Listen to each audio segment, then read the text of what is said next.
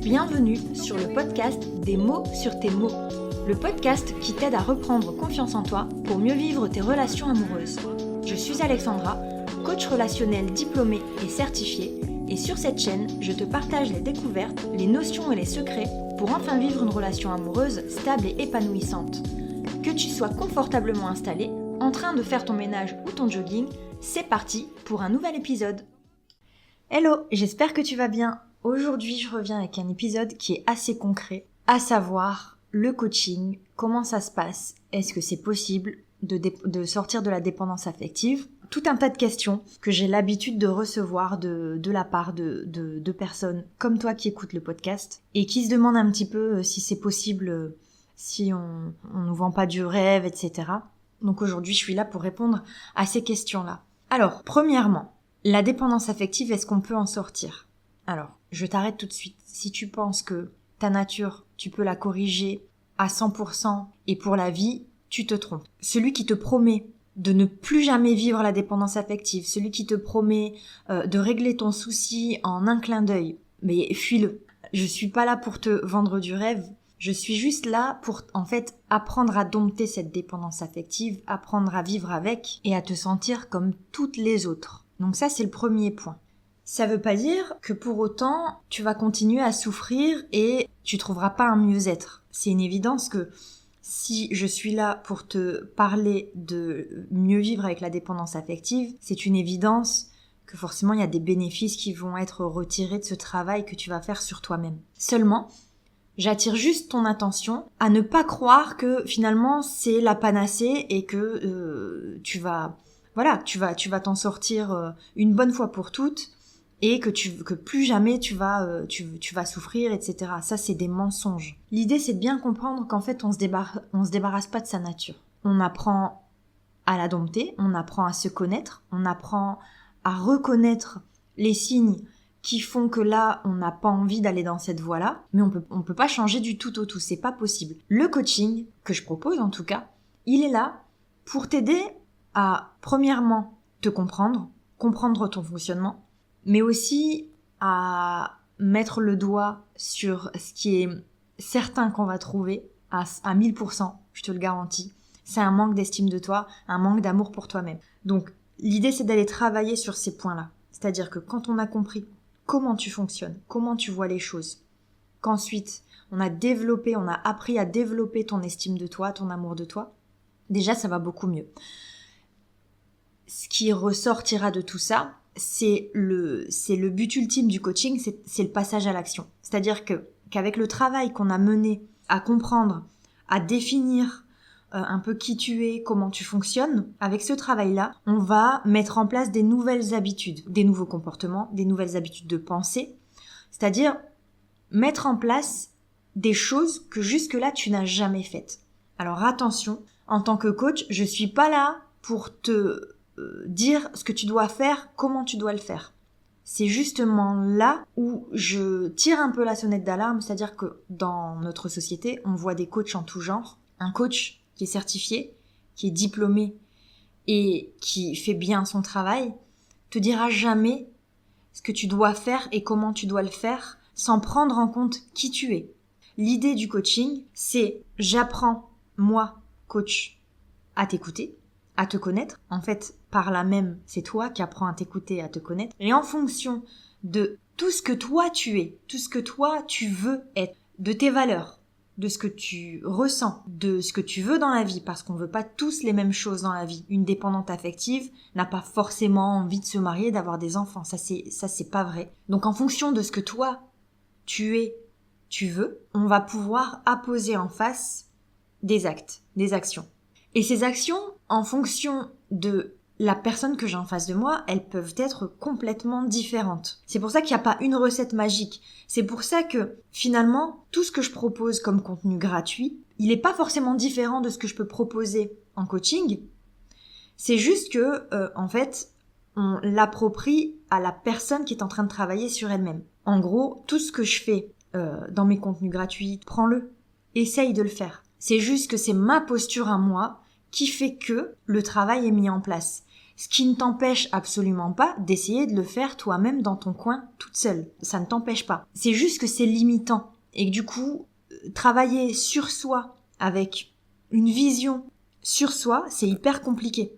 On n'arrive pas à prendre du recul, on n'arrive pas à avoir un regard extérieur, c'est hyper compliqué.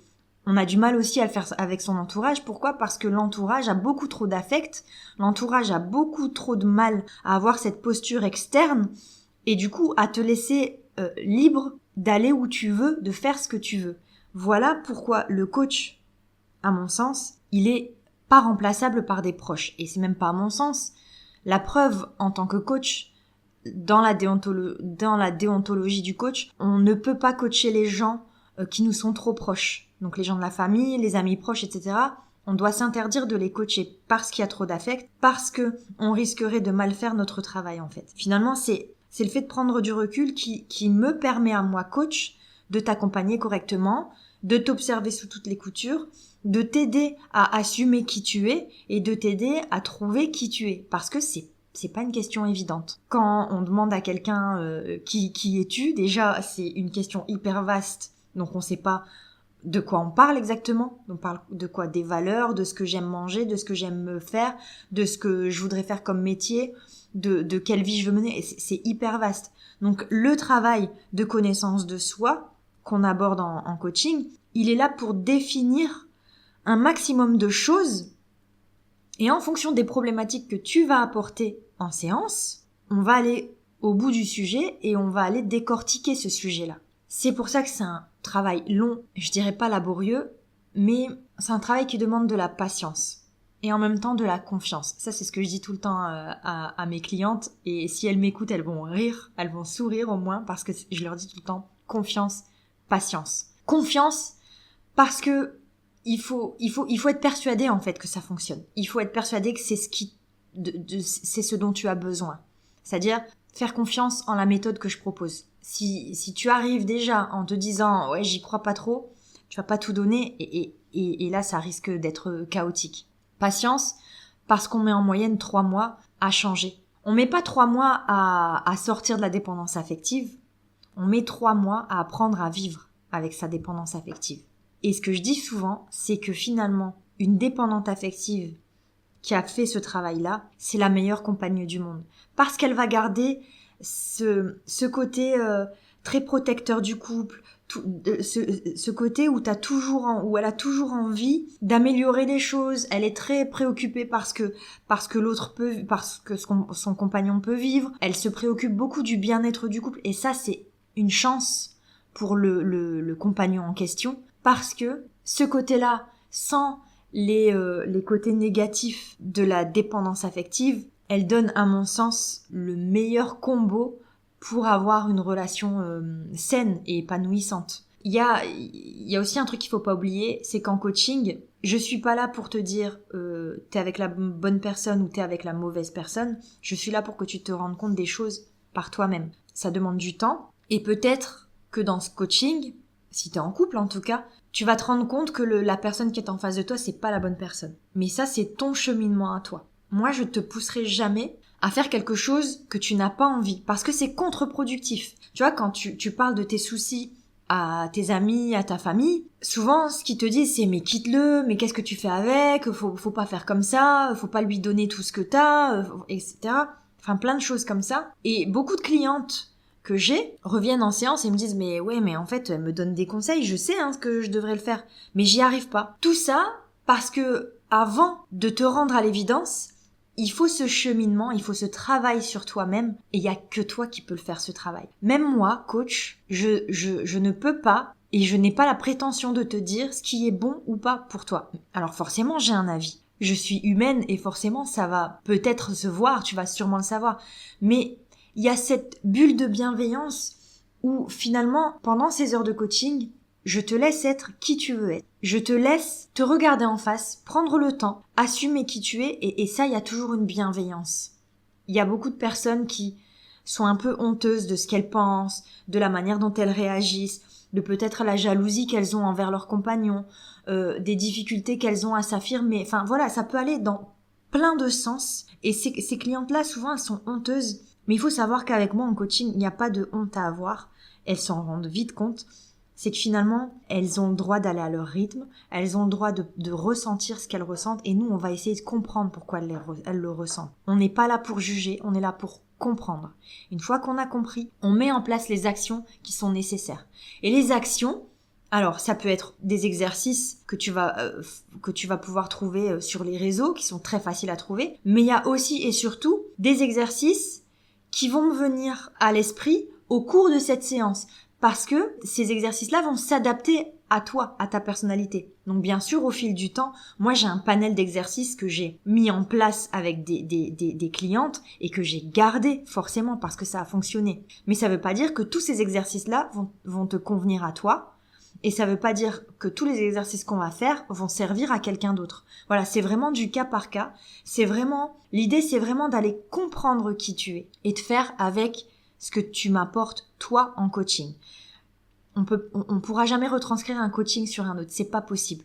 Il y a trop d'histoires différentes. Même si on part de la même base qui est la dépendance affective, on arrive toujours à des scénarios différents, à des histoires différentes, à des explications différentes et à des manières de vivre la dépendance affective différentes. Et ça, c'est hyper important de le comprendre. Donc voilà, vous êtes énormément de personnes, entre guillemets, appelées au secours en venant vers moi et en disant « Je viens vers toi parce que j'ai écouté ton podcast. » Mais en fait, comment on fait ? Ça paraît tellement improbable.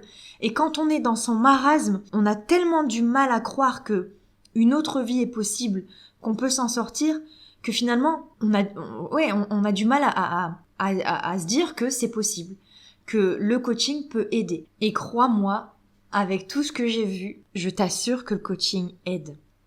Moi, tout ce dont j'ai besoin pour que le coaching fonctionne, c'est de ta confiance et de ta patience. Je n'ai pas la prétention d'exiger ta confiance au premier abord. C'est pour ça que j'ai créé cette chaîne de podcast, que j'ai la page Instagram, que je partage beaucoup de choses sur moi, que sur mon site internet, il y a une page de présentation où j'explique un petit peu qui je suis, que je propose des appels gratuits pour qu'on en discute un peu plus précisément. J'ai bien conscience, en fait, qu'il faut travailler avec quelqu'un en qui on a confiance. Donc n'hésite pas à écouter les autres podcasts, à regarder un petit peu ce que je propose sur les réseaux, à aller lire qui je suis sur mon site, à télécharger le petit livret sur ma page d'accueil sur le site internet qui est offert. Voilà, ça c'est du contenu, ça montre qui je suis, ça montre comment je travaille. Et si tu as d'autres questions, n'hésite pas, tu m'envoies un message, tu m'appelles ou tu m'envoies un mail. Je suis hyper accessible et on en discute. On discute de ton cas et on voit ce qu'on peut faire ensemble. Je ne suis pas la seule coach. Il y en a d'autres qui sont spécialisés en dépendance affective. Je ne les connais pas. C'est juste ma manière de faire. Il y a un socle. Et ce socle, faut vraiment pas que tu l'oublies, qui doit être une base commune à tous les coachs. C'est de te laisser être qui tu es et de ne jamais te dire ce que tu dois faire et comment tu dois le faire. Ça, c'est hyper important. Si tu rencontres des coachs qui te disent, voilà, moi, pour sortir de la dépendance affective, il faut agir comme ça, il faut avoir tel projet, il faut faire comme ça, fuis-les. Parce que tu ne pourras jamais être heureuse si tu appliques bêtement quelque chose qu'on t'impose en fait. Ça, c'est pas possible.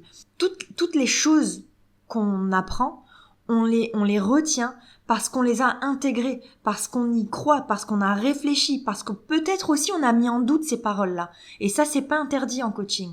On peut aussi ne pas être d'accord. On peut, des fois, je peux proposer des choses aux clientes. C'est limite, enfin, c'est très sain que cette cliente revienne vers moi en me disant ça je le sens pas, ça voilà, mais il y a toujours une réflexion qui doit se faire, c'est-à-dire que la compréhension du problème, la compréhension de ta problématique et de ta personnalité, elle ne peut se faire que si tu y réfléchis et que si tu t'affirmes en fait. Donc déjà l'idée c'est aussi de te pousser un peu dans tes retranchements.